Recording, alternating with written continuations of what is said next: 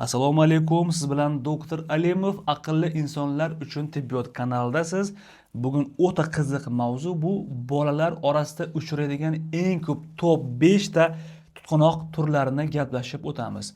Tutqanoq ya'ni epilepsiya kasalligini 40 dan ortiq sindromalik turlari mavjud bo'lib, bolalar orasida ayrim turlari juda ko'p uchraydi. Xo'sh, bular qaysilar? Birinchi turi bu inglizchasiga aytib o'tamiz, self-limited epilepsy with central temporal spikes degan narsa bor. Bu o'zbekchasiga nima degani bu? Yoki Rolandik epilepsiya deymiz. Bu epilepsiya turi ko'pincha kechqurun sodir bo'lib, og'izning bir tomoni qiyshishi, uchishi, ko'proq o'g'il bolalar orasida uchrashligi, shuningdek bu epilepsiyaning ko'proq tong sahar uyg'onishga yaqin uchrashligi. Bu epilepsiya turlarida asosan o'g'il bola yosh chegarasi 3 yoshdan 13 yoshgacha ko'proq uchraydi va pik darajasi eng ko'p 6-7 yoshlik bolalar o'rtasida uchrashligi mumkin.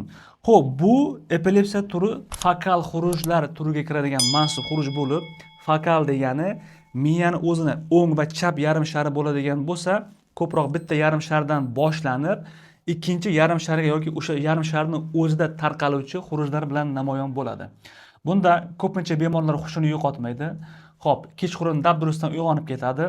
Ayrim paytda ovoz chiqarishi mumkin. Shuning bilan yuzni bir tomoni qiyshishi, oyoq-qo'llarni tortishi holatlari bo'lishi mumkin. Xo'sh, bu kasallikda meni o'zimni amaliyotimda juda ko'p bemorlarimiz Tojikiston, Qirg'iziston, Qozog'iston, O'zbekistonni ko'plab viloyatlardan kelishadi va aksar holatda bu noto'g'ri davolanadi. Bu epilepsiya turida asosiy davo turi birinchi, hozir rasmni qo'yib o'taman ekranga. Bu ko'rganingizdek bu EEG tekshiruvi. EEG tekshiruvida miyaning chakka va markaz sohalaridan ko'pincha spike, ya'ni o'tkir to'lqinlar, spike to'lqinlarini chiqishini ko'ramiz.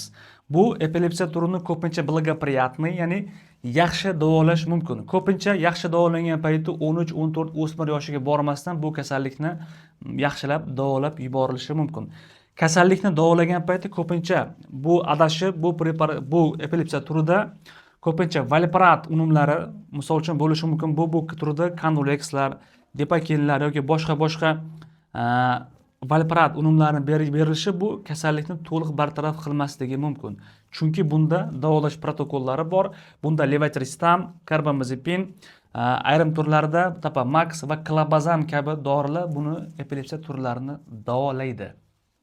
Ikkinchi eng ko'p uchraydigan turi bu absans epilepsiya. Absans epilepsiya bolalarda ham, o'smirlarda ham ko'p uchraydigan sudurgining turlari sifatiga kiradi. Bu 5-7 yosh orasida uchraydi. Bu absans epilepsiya ko'pincha qiz bolalarda 2 ga o'g'il bolalarga nisbatan 2 ga 1 nisbat, ya'ni 2 barobarga qiz bolalarda ko'proq uchrashi mumkin. Absans epilepsiyaning belgilari birinchisi bu bemor qisqa 5-20 sekund holatda qotib qolishi, ayrim paytlarda ko'zlarini, qovoqlarini ochib yumish, ayrim paytlarda bir tomondan og'iz atrofida titrashlari, shuningdek chuqur nafas olgan payti giperventilyatsiyada, bu EEG'da ham ko'rsak bo'ladi, ya'ni absans xurujlarining paydo bo'lishini olib keladi. Ko'pchilik tibbiyot sohasidan bexabar insonlar buni ko'pincha xayoli parishon xotir bo'lib qoldi, bir nuqtaga tikilib qoldi kabi holatlarni bayon qilishadi. Bu aslida 5 sekunddan 20 sekundgacha davom etuvchi qotib qolish, absans epilepsiya turlari sifatiga kiradi. Bunda endi bu epilepsiya turining o'ziga xususiyati, birinchi turini aytgan Rolandik epilepsiyaga qaraganda bu turida ko'proq valproat unumlari bu kasallikni davolaydi. Ya'ni birinchi turida levetristam, karbamazepin yaxshi ta'sir qilsa, ikkinchi turida teskarisi Canulex, Depakinlar yaxshiroq ta'sir qiladi bu ikkinchi turda. Ikkinchi turni ham muvaffaqiyatli davolasa bo'ladi, faqatgina buni dozalarini, dorining berilish vaqtini o'z vaqtida olib borish bu davo garantiyasi bo'lib xizmat qiladi.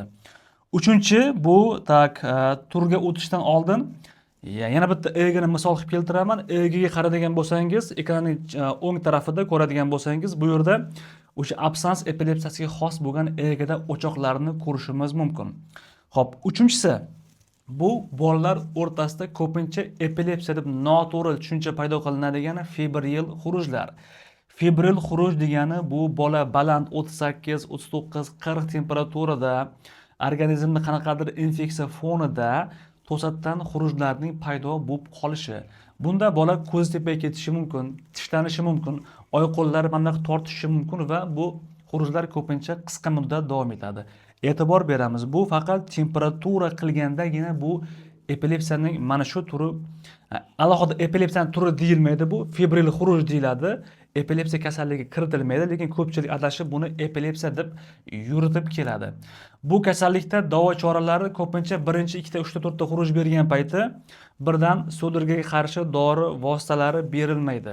Qachonki Egan xulosasidan va keyingi tekshiruvlar natijasida temperatura bo'lmaganda ham afebril xuruj berganda ham xurujlar boshlanib ketadigan bo'lsa, keyinchalik qanaqadir sudurga dorilarni berish maqsadga muvofiq bo'ladi. Bunda ham ko'pincha Hindiston tajribasidan kelib chiqadigan bo'lsak, bu valparatlarni ayrim holatlarda febril xurujlarni ham berish mumkin.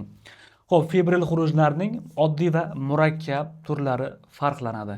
Febril xurujlarda asosiy davo bu iloji boricha bolaning temperaturasi ko'tarmasligiga harakat qilish va uning asosiy o'sha keltirib chiqargan shamollashmi, infeksiyami, grippmi va boshqa kasallikmi buni davolashga qaratiladi. 4-tur bu struktur fokal epilepsiyalar. Nomiga e'tibor beramiz. Struktur fokal epilepsiya degani miyaning qaysidir joyida chandiq, o'tkazilgan o'sha insult asoratlari, ayrim paytda o'sma holatlari, bolaning tug'ma o'sha miyaning qaysidir joylarida uni miyadagi burmacha va egatcha degan qismlari mavjud. O'sha egatchalarida defektlarning bo'lishi bu struktur fokal epilepsiyalarni keltirib chiqarishi mumkin. Bu ko'pincha qolgan epilepsiya turlaridan farqli ravishda MRT qilganingizda o'choqlarni achak deymiz, bu sudurgiga sabab bo'lgan o'choqlarni ko'rishimiz mumkin. Epilepsiyaning bu turida ko'pchilik holatlarda operatsion yondashuv yoki operatsion davo talab qilish ehtimoli yuqori. 5-si bu eng ko'p uchraydigan turi, bu bolalardagi mioklonik va o'smirlardagi mioklonik epilepsiya. Mioklonik epilepsiya bu ko'pincha 12-13 yoshlardan boshlanib, bu bemorlarda ko'pincha qo'llarida, ko'pincha tong sahar yoki kunduz kuni uchishlar bilan namoyon bo'lishi bu mioklonik epilepsiyaning belgilaridan biri. Ko'pincha mioklonik turi bunda uyqusizlik bo'lgan payti, shuningdek kofein yoki o'zida kofein saqlovchi mahsulotlarning yoki energetiklarning ko'p iste'mol qilinishi, alkogolning surunkali iste'moli kabi holatlar ham bu kasallikni kuchaytiruvchi belgilardan biri hisoblanadi. Bunda ham bu kasallikda ham EEGda o'ziga xos o'zgarishlar paydo bo'ladi. Xo'sh, yuqoridagi 5 ta bolalar orasida eng ko'p uchraydigan sudurgi epilepsiya kasalligining turlarini ko'rib chiqdik. Epilepsiya kasalligida qanday davolanadi? Nafaqat epilepsiya, balki dunyodagi boshqa barcha kasalliklarni ham sababini topish bu kasallikning davolashga qaratilgan eng muhim qadamlardan biri hisoblanadi.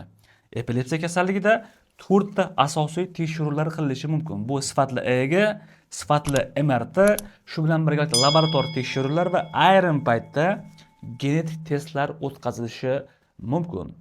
Siz va yaqinlaringizda epilepsiyaning yuqoridagi 5 ta turidan qaysi biri uchragan? Yuqoridagi fikrlarimizga qo'shilasizmi? Sizda qanday savol va takliflar bor? O'z fikrlaringizni kommentariyada qoldiring va sizga epileptolog konsultatsiyasi kerak bo'lsa, yuqoridagi va quyidagi raqamlarga telefon qilib, qabulga yozdirishingiz mumkin. Siz bilan doktor Alimov bo'ldi. O'zingiz, farzandingiz va yaqinlaringizning sog'lig'iga bee'tibor bo'lmang.